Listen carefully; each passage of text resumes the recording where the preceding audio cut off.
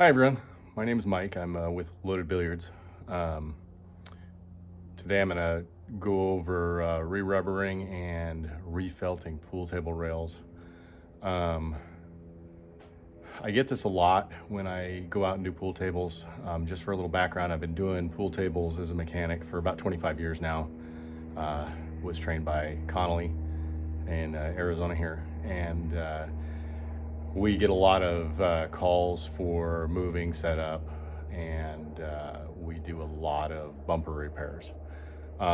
This particular one, and I've been seeing a lot of this lately from a lot of uh, customers who have gone through a company who either says they have, you know, 30 years of experience, or they've been doing it for however long and whatnot, and they're just not happy with the way it turned out, to the point where they want to either get rid of the table or they don't even play it. This is one of those cases where customer went through a company, had a lot of great reviews. It's a local company out here, and I mean, I'm not going to dox them. I'll let the customer do that, but they called me because after about a month, the bumpers were sagging again. When they were trying to bank shots, they couldn't get the shots in, and a lot of people they're gonna say that, oh, that's just the way they play and whatnot. However, um, I've got some pictures that they'll post up, and we'll you'll see what I'm talking about. But the angles weren't cut right. Um, the disassembly wasn't done correctly. I mean, there was a lot of stuff that was just missed. And I see that a lot out here, especially with this company in particular. I usually will ask a customer like who did the job, and what did you pay. The customer told me I could go ahead and tell people, he paid about $550 for this job, and that was basically a refelt and a re-rubber. The customer moved the table and put it in his garage, but he was charged about $550 for this job. So I'll show you a few things here on video. Apologize, I've got a lot of projects going on right now, but and I kind of put this video up pretty quick, but felt it was one of those things that if you're trying to do this yourself and whatnot, I'll go over some of the tools and whatnot I've been using. Like I said, I've been doing this 25 years. One thing that I pride on is that I get a lot of repeat business, and I don't have to advertise a whole lot, because my name is more important than just making a quick buck and getting this job and not calling the customer. And that's one thing the customer did tell me, is that he's been trying to contact this company to come back and fix it, and they basically blocked his number, and he hasn't been able to get a hold of them. That's not uncommon, unfortunately. It's with the billiard industry these days. I mean, it used to be where materials were really inexpensive, and you could make good money really doing it. You can still make good money doing it. For instance, I don't source any of my product from Amazon, which a lot of these companies have turned to doing, is sourcing it for Amazon. I source it from a company in California. I've got a few different distributors I use. I've got a wholesale license, things like that. So I don't make a lot of money off the product, so that's why I mainly do service, move, setups. I do refurbishing. There's some products I can get for a better deal, but really with the Amazon market, it's really taken a downturn, and so I recommend, if installer says they get their stuff from Amazon, or says, hey, you order from Amazon or order from a different company, then it's best to kind of walk away. If they're not going to take the time to get the insurance, they're not going to take the time to get the wholesale license, to have to pay taxes on it every year, then they're not going to care for your table. I've been playing pool since I was a kid. I'm not a league player by any means whatsoever. I like rebuilding pool tables. It's something I learned how to do when I was in college, and it's been one of those things that I'm passing on to my son, and we've been doing it together for a while. Like I said, I've been doing it 25 years. He's been doing it for about 5 with me now, and there's still stuff that I'm teaching him, and there's still stuff I learned too. So feel free to comment. like I said, my first video, so we'll see how this goes. Thanks, guys. All right, guys. So what I've got here is it's a 8-foot Brunswick table. We're gonna go ahead and we're gonna take this out, but I'm gonna show you all the tools that I use here and what materials we're gonna be using. So right now, I just have standard K66 cushion rubber. Customer's not a professional player. I already went over it with him. You know, no need for Artemis or AccuFast or, you know, the Brunswick Super Speed. You know, he just basically wants to be able to play this with his family, his buddies, and have a good time with it. So what we have is just a standard rubber mallet. You know, you buy those at Walmart, so nothing expensive. This is a must. A lot of guys have been using air staplers. I have an air stapler as well, but this is a Duofast. I ordered this from a company called Mueller's about 25 years ago. It's been through the ringer. I've had to rebuild it. It's a champion. It's getting harder and harder to find staples. It's getting harder and harder to find parts for this thing. So I'm probably gonna have to upgrade and get something different. But this thing has really been has been with me for a long time. I can't emphasize enough on having a good stapler that's got enough power. This one, if it won't run, I mean, if a customer has really bad power in their house, it won't even drive the staples through. It runs off, somebody's got have to at least have a 115 amp circuit to make it work properly. That's just how old it is. It does a great job. I mean, I have a buddy who does upholstery for his boat. Occasionally he'll come and grab it just because it's quick, it's easy. He uses an air stapler, and sometimes he just can't get it right, so he'll come and grab this from me and use it. Razor blades. I say I don't order anything off Amazon, but that stuff I order off Amazon, occasionally some tools here and there, so I'll show you those. Razor blades are a big thing. One of these 2-inch chisels. A lot of times you'll get on tables such as like Legacies, American Heritages, some of the old buckhorns that I do. A lot of tables with, especially if people put them in garages out here, or like in Oregon, some people will put them out in the garage or out back or whatnot. Sometimes these cushions get super hard, and you basically have to chisel them off. So you got to pop them off. I probably won't need to use that because these were recently done, we won't have to really pry on them to get them out. You know, just a 1-inch chisel tip. Paintbrush, that's going to be for the contact cement we're going to use. Now, I use Weldwood contact cement. It's easily sourced. I mean, any hardware store, Walmart, things like that, has it. You can go, I mean, I've used everything. King Cobra, I've used, you know, the stuff that the billiard stores and my distributor sells, but I mean, really, that stuff works great if you do it right. The problem here is these guys just didn't do it right. And I'll kind of go through that process with you here. And I'm gonna try to make it as short as I can, but I want to get some information out and whatnot to you guys. Staple lifter, that's the next thing, staple lifter. So these are godsend. This is made by C.S. Osborne. You used to only be able to get these at a upholstery store. So for years and years and years, I was going to an upholstery store to get them. Ended up finding them. One, I used to get them through Mueller's as well. However, the last 3 I've had from Mueller's, it looks like they've been used. So I kind of just quit going through Mueller's for them. And, you know, shipping and whatnot. They take a little longer. So I actually get these from Amazon now. They're sturdy.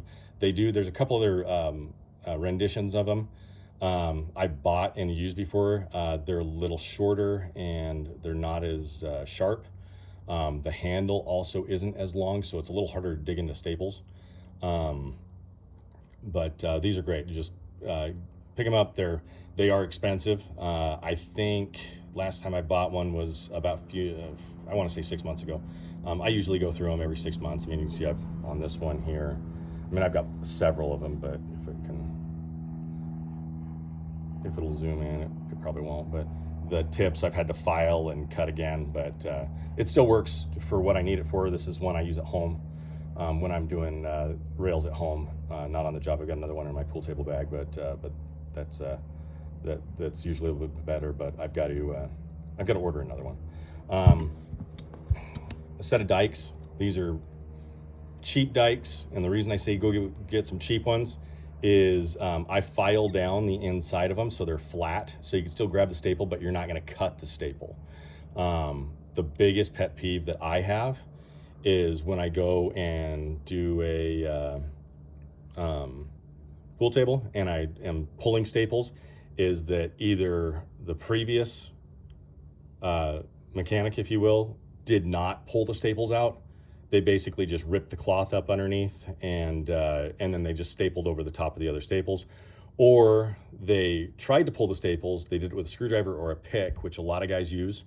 And so instead of getting the staples out, they basically end up, when they're pulling them with the pliers, they end up just cutting them off. So you got a bunch of sharp edges on the rail that ends up being a nuisance, one. And if you're trying to staple back into it again, you're going to hit it with your stapler, which totally damages my stapler. I break a lot of springs because of that, and it's not good for the bottom of the rail itself, where the staple goes into. It ends up pulling those up. You end up peeling those up and chipping them, and it's just it's a nuisance. The other thing is a magnetic tray. I carry 2 of these on me in my pool table bag. They start to go bad after a while, so another thing, just get in the tool section at Walmart, AutoZone, O'Reilly's, your local product store or whatever. But that way, another thing is one thing I have, basically it's kind of a minuscule thing, but from customers, is they're happy with how clean the job is. I mean, there's sometimes some some chalk dust, or there's some wooden shards and stuff like that. Sometimes get on the floor. I carry a vacuum in my truck for that, just a battery powered, just in case it's that bad. But it's annoying to go to a job and the previous guys just pulled staples out and thrown them on the floor pretty much. And customers really, it just irks them. They have kids, they got dogs, they got whatever walking around, they get a staple in their foot, and it kind of, just try to be clean. I mean, it's one of those things. And then for rails, it's I've got a long blade here, and it's just a 2-inch snap blade. Your standard hardware store has these. If I can get it open. This one's been used quite a bit, but you'll need basically 1 blade per set of rails. This rubber really doles them out. I don't use, I know some people use water over the top of them. I don't like to do that. When I was taught actually to take a little bottle of baby oil and use baby oil, which is kind of weird. I tried that a couple of times. It just didn't work out right. I've tried a saw, coping saw. It doesn't. So these long, flat, sharp blades, they work out great. And you can buy a pack of them roughly, I think they're $5 or something. I mean, you can go to Home Depot, whatever your local hardware store is, or I just order packs of them off Amazon in bulk. Because there is some stuff, like I said, there's some stuff that you do get off Amazon. It's a little cheaper to help you out. Materials is not one of those things. I mean, when I asked my distributor, because I purchased some stuff before he was my distributor on Amazon, I asked him about that. He said basically what they use is the stuff they have to get rid of, the stuff they sell normally, but stuff that just hasn't been, they've got stock that's been sitting there a while. Sometimes it's got mismatched rails to it. Sometimes it's been there for so long that you can tell by when you're stretching it, it actually starts to pull apart because it's been sitting in their warehouse for so long. That's why I source cloth to order.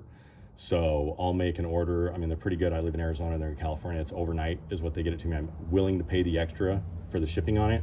But I've had cloth that I've had sitting for about 6 months out here, and I keep it.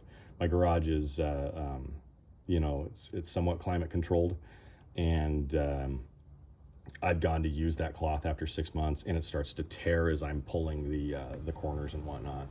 And I use pretty much everything. This was use Invitational with Teflon. I mean, stuff like that. So it doesn't. You could stretch that stuff pretty well before it tears, but that's just one thing I've noticed, that cloth sitting around, it starts to just break down. It's best to, that's why I source it, just overnight, whatnot. I have distributors in Nebraska and in Chicago. I get some of my Simonis from their factory. But my distributor in California pretty much sells everything, that I need, and they're local. I can run out there, it's a 6-hour drive. I can go out there and get stuff, especially if I'm going to California anyway. I'll stop by and get some stuff occasionally. But yeah, there it is. Those are kind of the basic things that I use. Oh, and staples. I use when I do rails. So I do. I use these are a 1/2-inch wide crown staple, 1/4-inch leg. And the reason I started using 1/4-inch leg is because I do get a lot of repeat business.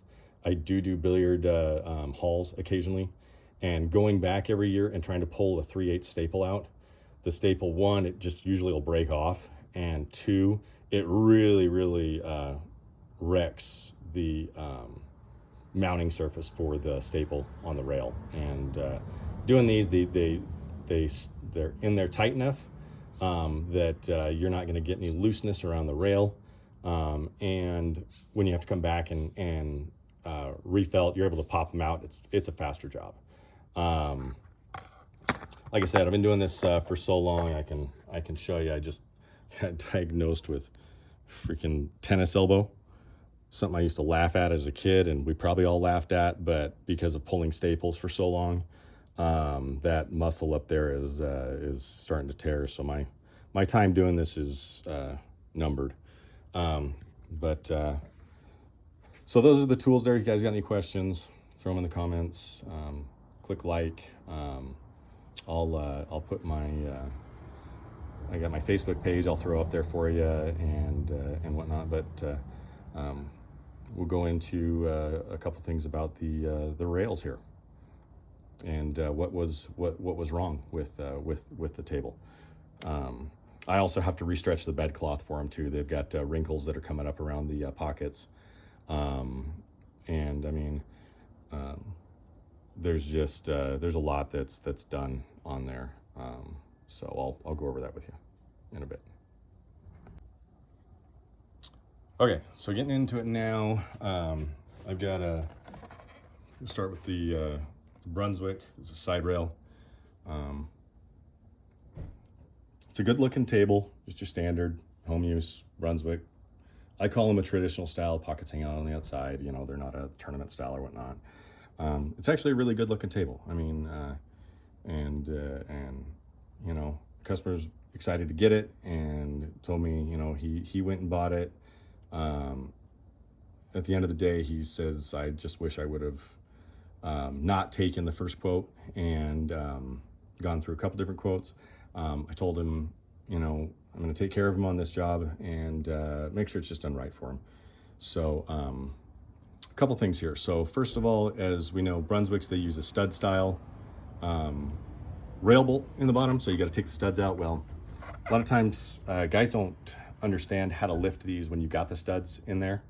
And so they lift them up and they end up cracking where the pocket ear goes into. And the previous installer who did this did just that. So I'm gonna have to fix that here. That's why I'm gonna pull this one first and do it. I've got to glue and clamp that. I can't do that until after I get the rubber off, though, to be able to do that. And then we'll see if we can maybe just fill in that crack. Probably, usually just a furniture marker or something to make it look a little less noticeable. Here we go. We're going to this rail. So looking at it from, a standard point of view, it looks all right. At first when he sent me the pictures, I said, the angles look okay. They, a lot of times you'll see where they dip or they shortcut the cushion.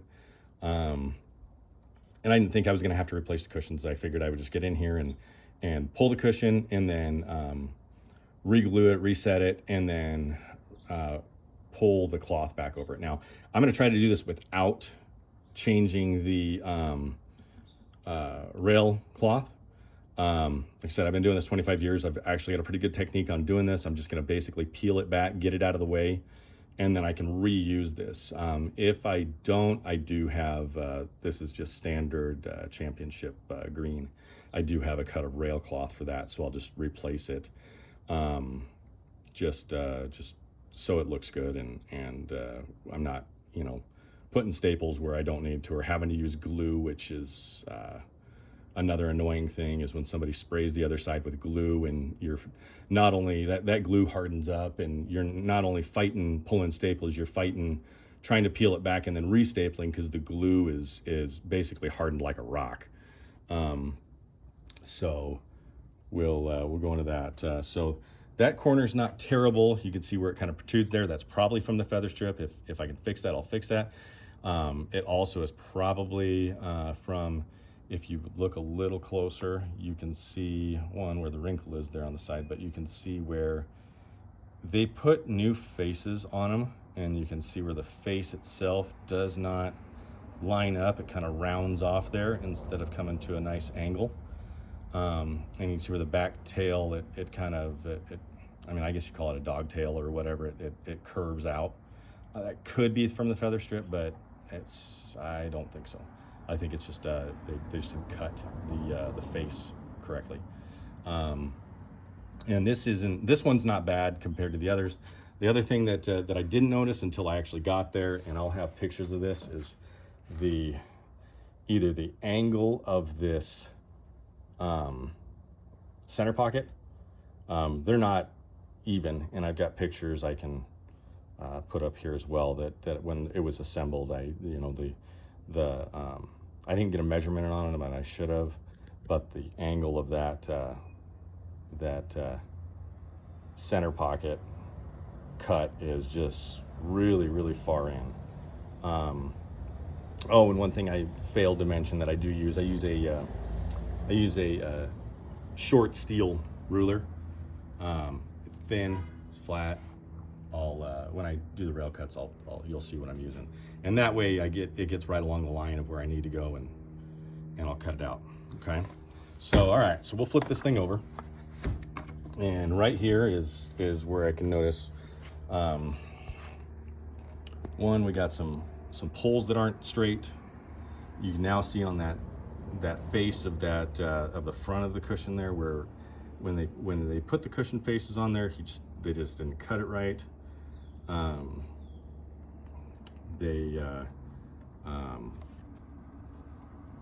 going to say I'm 90% positive that when they stripped these rails, they didn't pull all the staples out, just how I can see from here. And I mean, the straight pull on that's freaking awful. I mean, there's no reason. I mean, look at this. That's insane. Second of all, I mean, look at the staples are, I mean, you can hear, maybe if I'm close enough, you can hear my finger click across the top of them. I mean, these things are sticking up and out. On these Brunswicks, there's a little channel here that they router in so that you can keep your staples cut back a little bit further. And so you can have a cleaner cut when you cut the cloth, and it doesn't affect your cloth angle, or your rail angle, I'm sorry. When this person, I think, I mean, from what I'm looking at on their website or their Facebook page, they say they have, it went from 20 years of experience and recently 30 years of experience. So I don't know if that's collectively between the 15 people they have working for them, or if that's one guy. I mean, I don't know. But if you've got 30 years of experience, you don't do that. I mean, if you care about, getting more work in your jobs and whatnot. But I mean, it's ridiculous. I mean, the staples, I mean, I'm not going to get too crazy about having the staples straight, but you can just tell. I mean, I'm going to tell you right now, he didn't pull the staples out from underneath it. So that's why he had to set that staple, the anchor point, back further. Good thing is he left a lot of cloth there for me to work on when I put the new bumpers on there and have to recut them and stretch them. So there's a good chance I won't have to replace the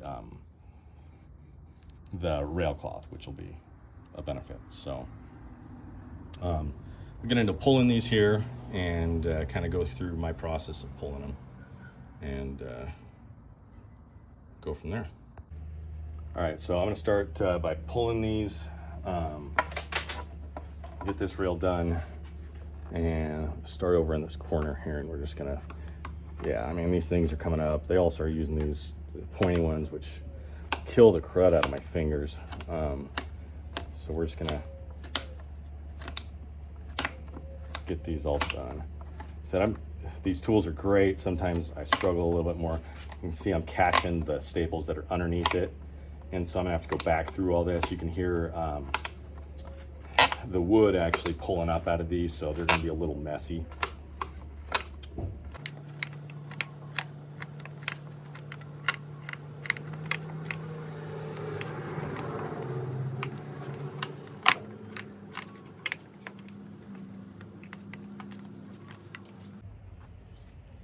So on average, for about six rails to re-rubber, recover, and do the bed and everything, for me, it's about a 3-hour job. That's removing, that's re-leveling the table, that's stripping the rails, that's cutting, that's everything. It's about a 3-hour job for me. If I've got my son with me, I can usually knock it down to about 2.5 hours because he'll be pulling staples at the same time. He knows how to pound rails. He can actually refelt rails, which is usually the most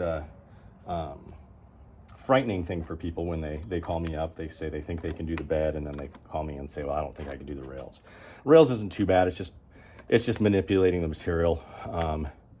It's harder as you get up to the tournament grade cloth, but you just learn kind of how to manipulate it and how to make it work and whatnot. So you see, I'm just pulling these out. The nice thing is these weren't anchored in very well because probably used a really cruddy stapler, or he had an air stapler that the air wasn't turned up or had a leak or whatnot. Like I said, I've used the air staplers. I had to go to back up to Oregon and refelt my brother's old Golden West table, and that's all he had, because I wasn't going to go up there and take a whole bag and my whole toolkit up there, and I couldn't take my stapler on the plane, so he used his. They worked out great.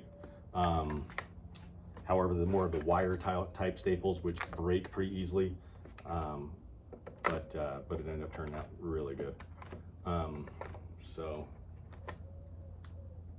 again, we'll just get these all off of here, and voila. Yep, there we go. So we'll stick those in their little tray here. And I gotta pull these from this corner here, which, sorry, I'm gonna get in the way here for a second.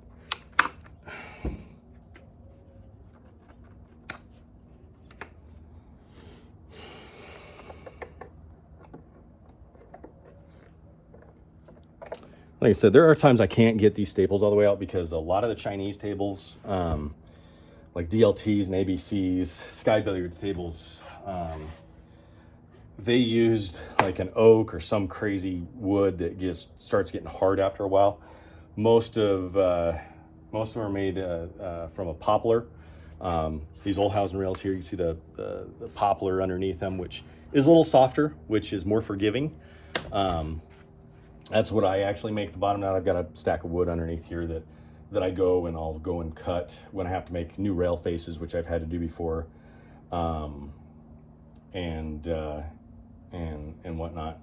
So I've had to make them that way. But all right, so let's pick this apart. So as you can see, they left all the staples in there.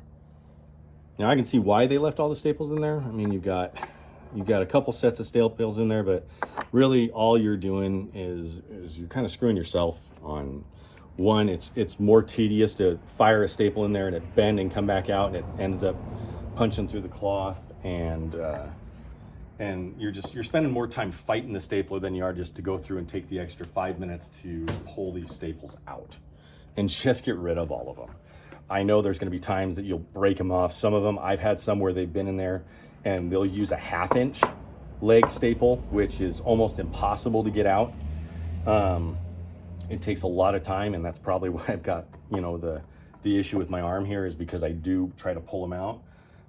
Or they'll just break off. At that point, you just got to take a flat hammer and just try to tap those in as much.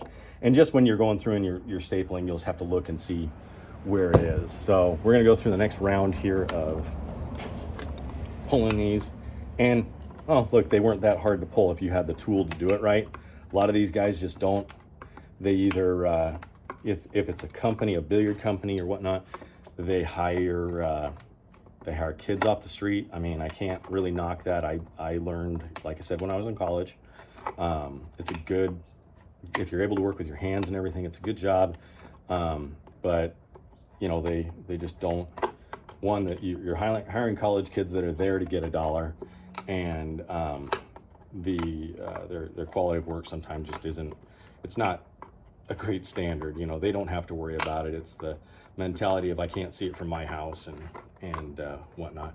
And realistically, I mean, I may be getting really picky about this, but honestly, the customer never sees this until you have an issue like this. And a lot of times the customer isn't there when you're doing the job. So they just go based on, hey, I hired this guy who's supposedly an expert, and they got some good reviews on Facebook or you know, Google or wherever. And so they just don't know. I mean, they probably, if they wouldn't have had so many issues with this table, the customer would have never known. So like I said, I can get pretty picky when it comes to stuff. I'm definitely, so I'm not the best. I figure I'm pretty good. I've been told by a lot of people. You know, I mean, my work speaks for itself. My attention to detail. Sometimes there's stuff, you know, I mean, I've had things where I've had to tell the customer, like, hey, I had to do it this way because of this. I'm only telling you so later on down the road you don't, you know, wonder what the heck I did or whatnot. Usually that just goes a lot better with somebody. So we'll get these out.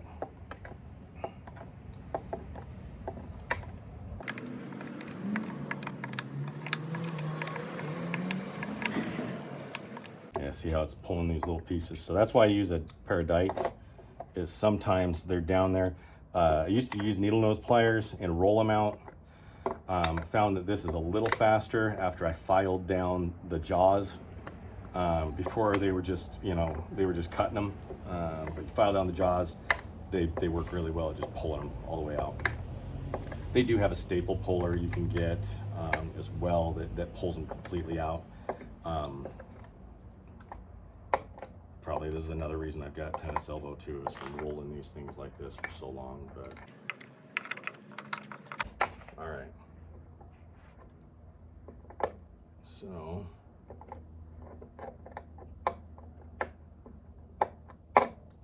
yeah, there's a lot of these little spots I might just have to hammer down because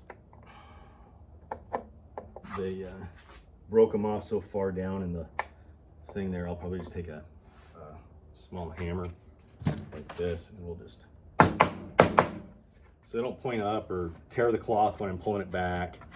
So we'll go over this. Usually, let me see, I've got sandpaper too that I use on this stuff. You don't have to, but I like to, just to get those knocked down, because I've got so many splinters and things like that in my fingers from this stuff that it gets a little aggravating. This helps you, I mean, I'm catching staples, so the ones you can't see that are under those little, the splintering of the wood.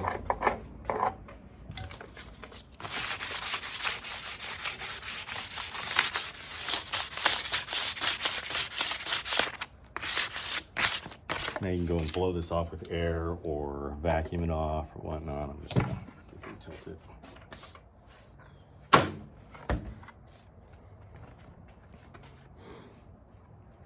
All right. So now we're going to take a look at, okay. So if you can see here, yeah, I'll pull my phone off here. Hold on.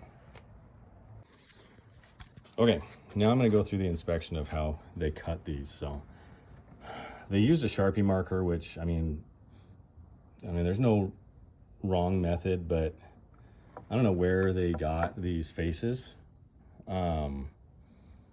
It looks like they either tried to stack them or they cut these out of a piece of rubber, or I don't know what they did. I don't know where they got them. And it looks like they're used. They've been there before. I'm gonna see if I can reuse these. I don't really want to. I have a new set of faces for it if I need. We'll see if we can maybe cut those a little straighter. But you can see where they overhang here. I mean, just 3 seconds with a razor blade can make those flat. They also they stapled them on. So these are, oh, they actually glued them. So they did glue them, but they used staples to hold it in place. Normally, if I've got to do that in a pinch, I usually pop one staple in there just to keep it set while it's drying. I mean, a lot of times we're doing these jobs on site and we're trying to get them done fast. So, but there's a right way to do them fast and to get it done right. I mean, you can see this one's lifted up from here. It's not across the bottom of it, so it's creating a roll up here on the top, which you can see. Also, they didn't pound the feather strip in all the way, so it's got a ridge here. And so they, when they're pulling the cushions, I mean, one thing, Brunswicks are super difficult sometimes because the glue they use, they're super difficult to get the cushions off. So these guys, they chiseled it, so I'm gonna pull it up here. Oh, wow. Oh, geez. So when they pulled them, they pulled the wood right out of the face there too, out of the cushion face. So I'm gonna have to fix that. Instead of getting this done today, I might have to you do a little bit of woodwork, and I might not be able to get this done for the customer today, just because it might have to sit for a little bit, but I didn't realize it was that bad. But they didn't even take the time here to pull the old cushion off, or to at least sand it down, chisel it off or whatnot. Honestly, a flatblade razor would take care of that. Scraper. I've got a flat scraper here. That's why I carry these. These work great. They work just fine. But these chisels are the big ones for prying them up and whatnot. And you go a little at a time. Now with these, like you see, I can pull these off with my hands. And what really sucks is this is actually a good cushion. I mean, it's a championship cushion. I might be able to salvage it and use it for this, but if not, I've just got another set of cushions, which are standard cushions. The customer's fine with them. I'm pretty sure he told him and overcharged him because of the brand of cushion, which normally if you're doing a job like this for a customer at home, I mean, you're not gonna have them spend the money on a cushion like this unless they're a player. This guy, it's in his garage. It's hot in the summer. He doesn't go out there in the summer. Plays this during fall and winter and whatnot out in his garage with his buddies and family and whatnot. So he didn't need it to be a professional cushion and all this other stuff. That's another thing is a lot of these companies will sell customers on that. I mean, I will if that's really what the customer wants. I'm going to give them what they want, but realistically, a standard K66 cushion is going to be just fine. I know what on Amazon, I mean, if you're going to do this yourself, Amazon standard Hans Delta, I think, is like $60 for a set. And they come in 8-foot lengths or 9-foot lengths. I order mostly just 9-foot because it's just easier. It's only a couple bucks more when it comes to that. But you have to cut the corners. That's, I think, one thing that a lot of my customers don't understand. They think it's just something I slide out and slide back in. So they wonder when I charge, you know, $500 to do a re-rubber recover for somebody, you know, with a standard cloth, standard, you know, cushion, why it costs so much. And really the work on this is just tedious. I don't know what we are in collectively of the video. I mean, of course I've been talking a lot and I probably shouldn't, but it takes some time and takes a little bit of finesse to do this. So moving on, we'll go to this cushion here. One, it's already peeling off. One, when they set it back on there, you can hopefully you can see here. They didn't even. I mean, it's offset from there, so they didn't even take the time to like set it on there properly. Believe it or not, I number these from the rail they came off. So I'll put like, and the number of rail doesn't matter where it gets placed on the table. It just matters for this part of it when I reuse the faces, because a lot of times you can just reuse these faces without cutting them out. Cutting them is a pain in the butt. I hate cutting them because sometimes you got to sand the edges on them and make sure they're flat, because you can actually see where the cut lines are on them when you pull, especially with tournament style cloth. You can see like every imperfection in them. So I put them on the same spot they came off of. So I'll number them. Like for instance, this one's a side rail. I'll put 2 on it, 2 on each end. End rails, I tend to mark those 1 and 6. No particular reason, just how I do my process. So we're gonna go ahead. I'm just gonna pull this off real quick. I'm gonna hold my phone while I do that. Like I said, as I get better with this, probably get better equipment, because I do a lot of other things too. I'm building a rock crawler and stuff now that people are looking at. So, but all right, so I'll put those in. Another thing is one thing I work with my son on when he does these things, is always put either it's a piece of cloth, a towel, something a little bit softer underneath it. I've seen a lot of videos where guys are dropping the rail right on top of the slate, and they're scratching up the top of your rail, or they're pounding them right on top of the staples. I mean, even if it's a table that's just trashed, I mean, it's not yours, it's the customer's. Try to be a little bit more conscious of other people's property and whatnot. But I see that a lot with a lot of these YouTube videos, is they're just dropping them on a workbench that doesn't have any padding or anything like that, and they're dropping them right on the slate table, and they're just scratching the crud out of it, or they're assembling the rail on the floor. My son does that occasionally. I got to tell him, hey, you know, you got to put a towel. I use to wrap the rails. When I move them from a customer's house, I actually use hospital blankets. I'll show you some of those when I wrap these back up, but they're perfect because they're only about 5.5 inches wide to 6, I mean, not inches, but feet. And then they're usually about 7 feet long or 6 feet long or something like that. And they're real soft, and they're not as thick. So moving blankets start to deteriorate over time. Those blankets that are made for moving, that are made out of like a bunch of different materials, they leave fuzz everywhere. These are perfect. They don't leave, I mean, they will leave some lint on them. I wash them, you know, on occasion and get them linted out, but they don't leave a lint that's gonna affect anything. So, all right, so we're gonna go ahead. I'm gonna peel this off now that I've got the nose off. We're gonna see how they cut this. So,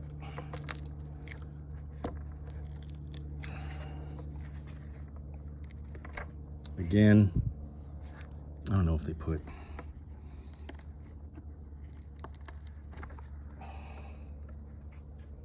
all right, so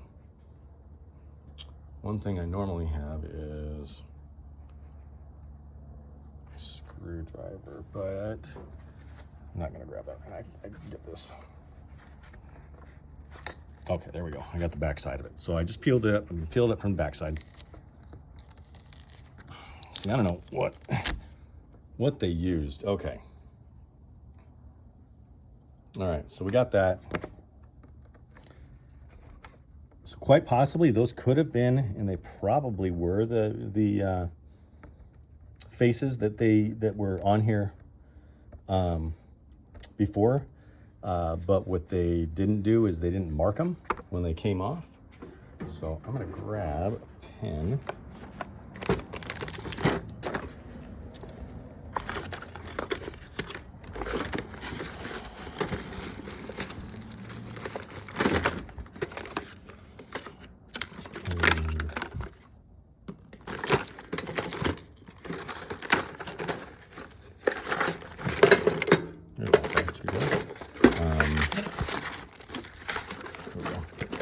Grab a pen, and I'm just going to mark this up. So I'm going to mark this up as, do this as number 2. Hopefully it's the, I mean, if it's not exactly the right one because they did it before, I'm going to go ahead and just cut it with the blade.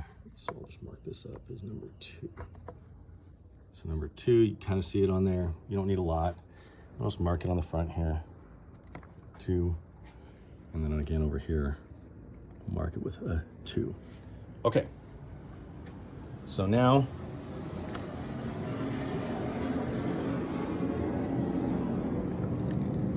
I'm gonna go ahead, I'm gonna peel this up. See, I don't know what they did. It looks like you can see their draw lines there. I'll show you a pretty good trick on what I do. You don't necessarily need to mark the bottom side. You can. I mean, however, it kind of creates an optical illusion on your cut line. And so I'm gonna see, I might actually be able to reuse these, which is gonna save the customer a little bit.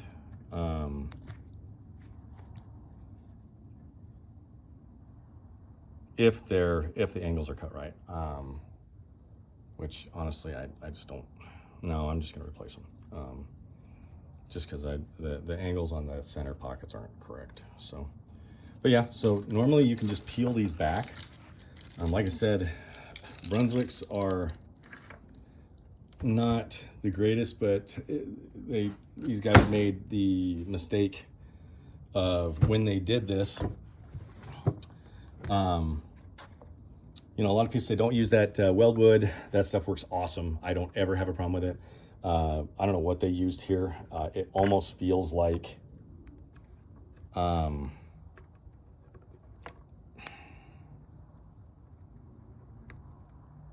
did they use what I think they use? I want to say they used a glue gun. They used, I don't know what this is. I've seen some things, but I don't know what kind of glue that is. If it's the gel, but it looks like it was sprayed, it was either used out of a caulking gun or something else. That's not a, yeah, that's not, I don't know. It's definitely something they yeah.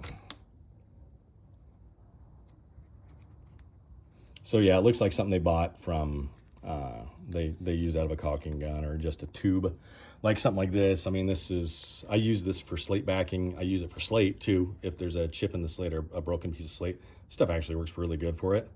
But what I found out is some of the stuff does not harden up all the way, so it stays pliable.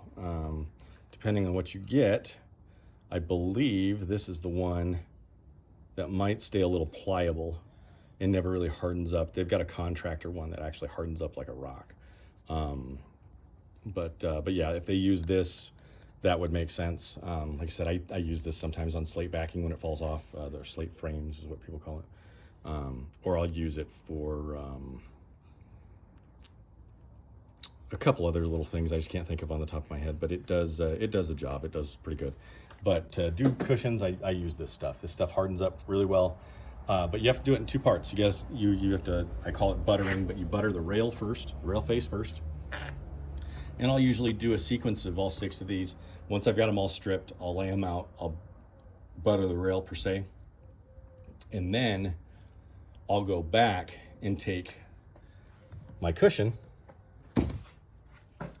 and I'll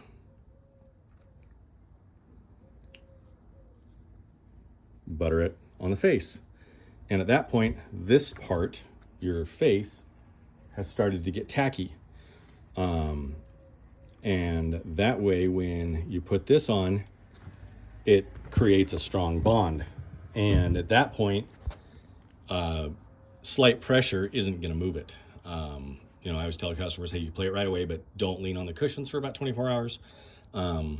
It seems to be working well. But the way they did it here is just absolutely lazy. I'm super disappointed in this, and I really feel bad for this guy. I mean, because this is a lot of money. I mean, he paid $550 to have this done, and I mean, that's the kind of job he got. And this is not uncommon. It's really common since like COVID. A lot of these, I mean, my business blew up during COVID. We're doing a lot of pool tables and whatnot. A lot of these guys are, I refer to them as like that movie Multiplicity. They're a copy of a copy of a copy. One guy learned from one guy. He taught another guy, but the guy that was teaching wasn't very good at it and never really expanded on his skill. And so it just has gotten worse as it's gone on. And chances are these guys were probably kids.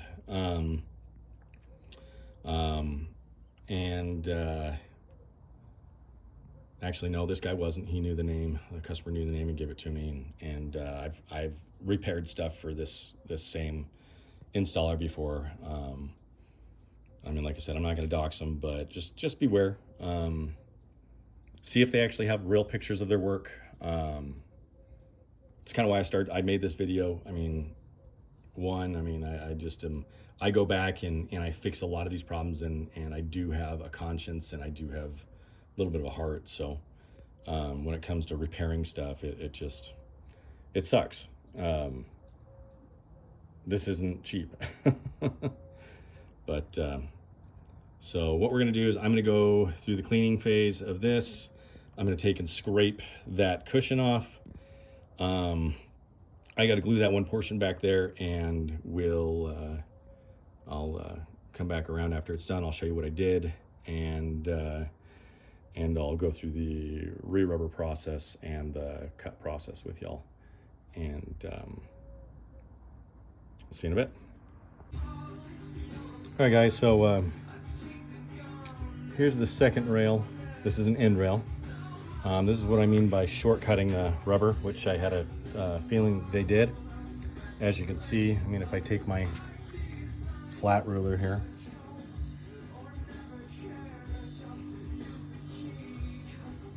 I mean, that's half a centimeter.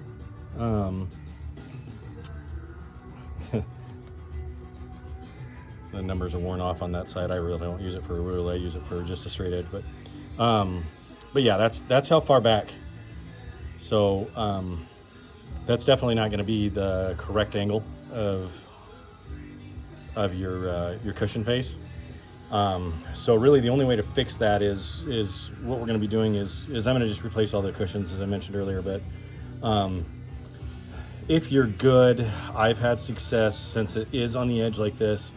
You can take a piece of your cushion that you cut off, glue here, and kind of just extend it a little bit and stack it, and then put your face back on. And since it's on the end there, it's not going to make a huge difference. It's not something I do often. I concentrate on just doing it, you know, measuring twice, cutting once, cutting it a little bit outside of where I marked it, and then I can trim it up a little bit later after the fact. Sometimes these edges, if you're trying to do them, especially if you're doing them on site, the edges here don't glue down as fast. I mean, they don't dry as fast, so they don't stiffen up like you need them to, and so sometimes it'll fall back. So usually I'll trim a little outside of it so that I can come back, and once it's completely set up, I can just cut it down flat and then put the face on it. But another thing, I mean that tray's already full.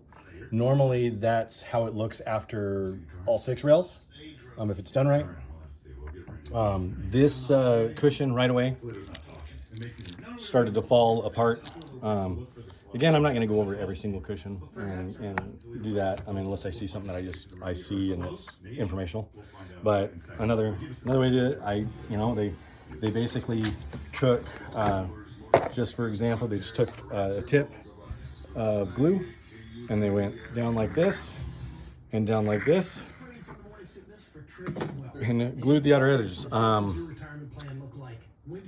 I believe it is American Heritage or Legacy. I believe they do it that way. However, they use a different type of glue. I don't know. I've seen it red. Usually the red stuff's the King Cobra, or there's so many of them that, however, as soon as you link it to pool tables, it's, the price goes up by 20%. So, the weldwood works good. We brush it on liberally and let it set up and go from there. But yeah, I just wanted to show that so you guys have a chance to see that. But that's this is the most that I see a lot of when a customer's having problems with bank shots, and they'll just say, hey, it's as soon as it hits that rail in the corner there, it bounces back. And this is the biggest issue is they just don't cut the angles right. There's some things called, you diamondize it is the phrase they use because the diamond pool tables have a narrower pocket. I can go into how I do that. A lot of guys will take these faces and they'll stack them so that it narrows the pocket. I actually take the rubber off completely. I cut off, I mark up, and figure out exactly what the size is, and I use these 1/4-inch pieces of wood. I stack them and then put a new cushion on them. I glue them and brad nail them in there, and then that way it's got a nice flat surface to go to, and the billiard cushion is going to come right over the top of it. Then we put the face over the top of it, but that's after I've sanded and made sure that it looks like all one piece here. That's how I diamondize them. Usually if somebody asks me to do that type of job, I go and pick up the rails from them, bring them back. It takes me probably 2 days to do it, just so I get it done right. And to do that process, with basic rubber, if you're not going to use the Artemis or the AccuFast or whatnot, you're looking about $1,000 just to do that process, because normally you're putting Simonis on there, you're putting Andes, you're putting a different type of tournament cloth at that point. But it's a lot of time. It just takes a lot of time to do it right. So, but that's another thing I can go into, and I'll get a video. And I've got a table that I'm building that I'm doing that with, so I'll go over that in another video. But yeah, guys, click like, subscribe. I can get more videos, and just try to show you how I do it. Like I said, there's a lot of different ways to do this, but I feel that my way works, and I've been doing this for, like I said, over 25 years. I have not gotten one complaint, except for the occasional, a cushion feels like it came unattached or whatnot. And that's usually an issue with just not having enough glue on there or whatnot. But yeah, and go back and fix it right away. It's not a big deal. I warranty out my work I warranty my work out. It's 90 days. But if it's something simple like that, like a year down the road or something, I'll tell customers, just give me a call. It's not a hard fix to do. It's just applying a little bit more glue and going from there. So, but yeah, we'll get to it some more. Okay, so I'm starting the process of cleaning this other piece of rubber off of here. I just wanted to show you guys how much time it would have taken them. If I get it, when the rails come apart like this, it's frustrating and you're trying to do it, but I could see if this was really, really hard to just get off. Sometimes you've got to leave little pieces of it, but usually you'll take a sander. I have a DA sander usually I'll take, or if it's one of those things where it's going to be a bigger job, I'll just tell the customer, hey, I'm going to go ahead and felt the bed right now. I'm going to take these with me to the shop or home or whatnot, and I'm just going to do it so it's done right for you.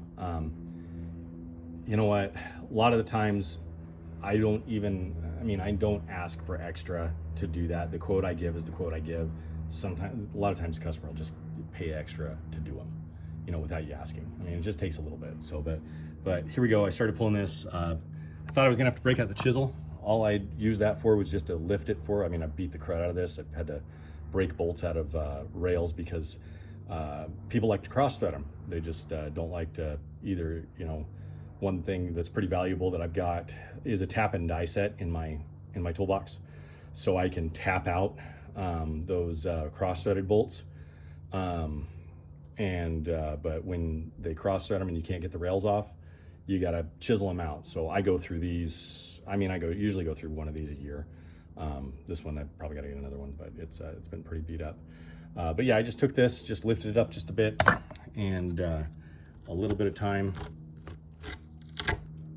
I mean, I'm pulling this up with my fingernails at this point. So yeah, it's aggravating and it's annoying that I've got to do it. But honestly, this would have taken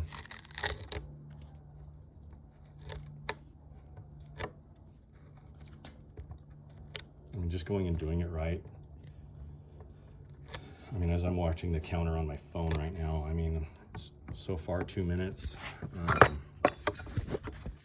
Take my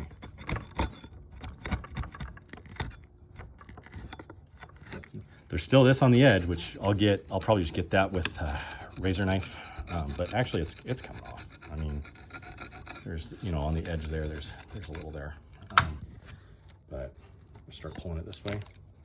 So yeah, it is aggravating. I mean, I get it, but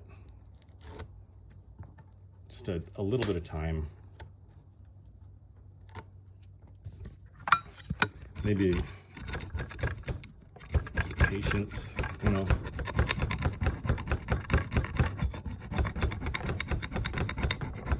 I mean, it's coming right off. It's not like it's hard. It's not like it's, you know, there wasn't any reason for them to break this. That's just insane. I sent the pictures over to the customer. He's not happy about it. This is gonna take me a little bit longer. I've got to fill that and make it flat again. So I'll be breaking out the wood filler and probably end up seeing if I can cut a flat piece out, fill it in.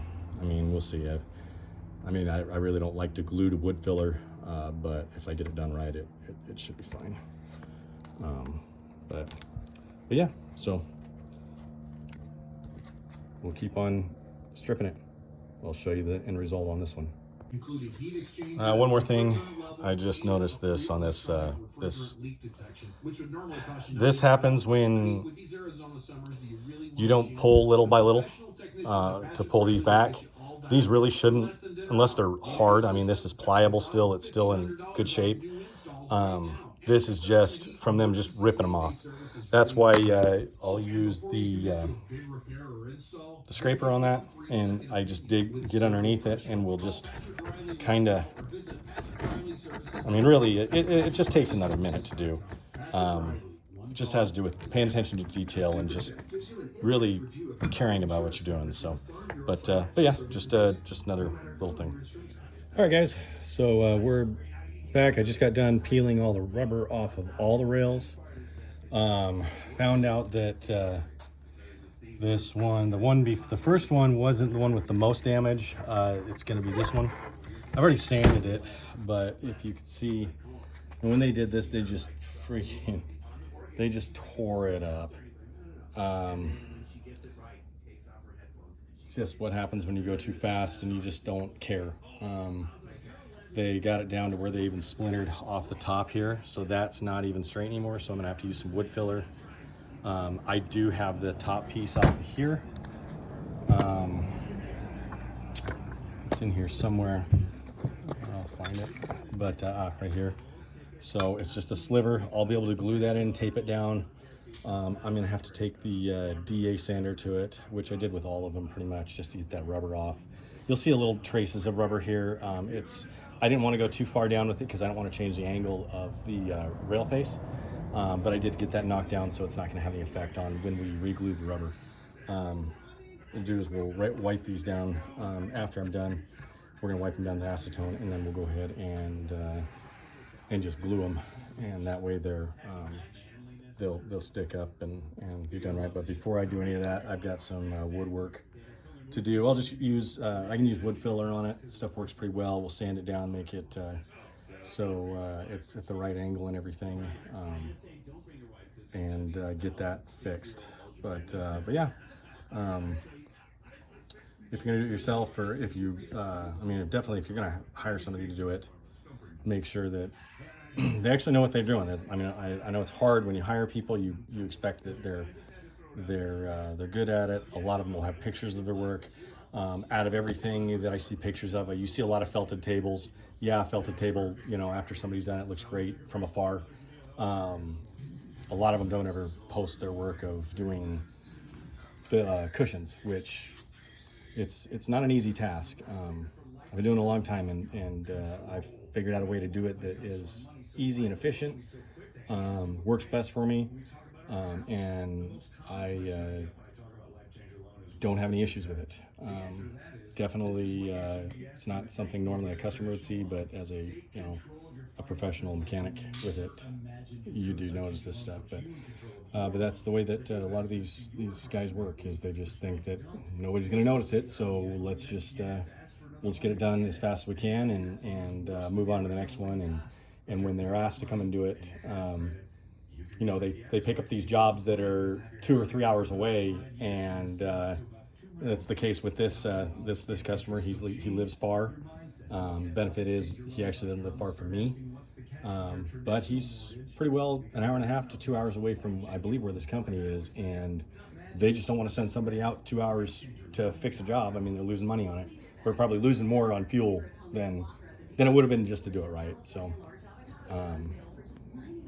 but here we go. So we'll get this fixed, and I'll get you pictures of.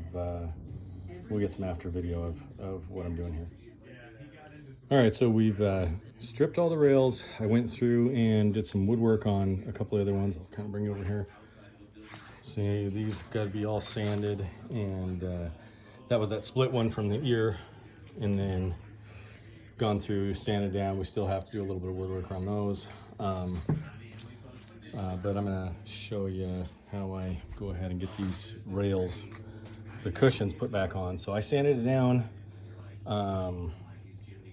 made sure I didn't change any of the angles on that, made sure those are clean, and wiped them down with some acetone. So now we can go ahead and start, like I said, just butter them. I just use that. We're just gonna go, and I'll get these sides. Yeah, you'll get some hairs in there. You go back and pull them out, it's fine.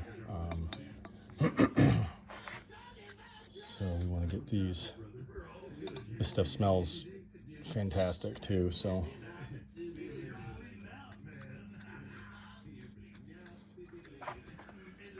usually what I'll do is I'll do one at a time. I'll have them all stripped. I'll start on one and then go to the next one. We'll make sure we get enough everywhere. Normally I don't have the felt on them. Normally it's off, but for I don't want to have to put a new cut of cloth on the bed, because sometimes the color's a little off. The dye lot's different. I'll go to the next one I've got over here. It's the next one I don't have to fill with wood, with filler. So got this one, same thing, went over it. Just get enough on there, make sure, we do it liberally. Got a little glue down there, but that's okay. It's gonna be underneath, that'll be fine.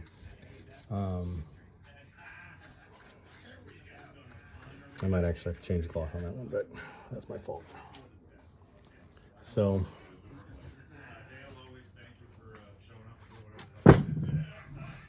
we got two of those out of the way. Scrape that glue off of that apron. But these are relatively tacky now. So Come up and say I heard you on this great show, and I love you. what do I do next? So I'm gonna just grab, here's a new, Ray, I love you. trying to do this with one hand, so roughly we're gonna do the same thing on this edge. Go ahead and glue that down, but glue on that, just paint it on there and whatnot, and then we'll set it on there. You can wrap them. Usually some people cut them with cloth, rubber band. You cut a piece of cloth off and wrap around it. Rubber band, rope, string, Velcro straps are a good one. I found that I can go ahead and set these on. That way it gives me a chance that if I've got to move them a little bit, before they totally set up, I can do that. I found that getting them too tight actually squishes the cushions out, and they don't end up on there straight. So I just set them on after both sides are have glue on them, and then let them dry out. And I'll show you that here in a minute.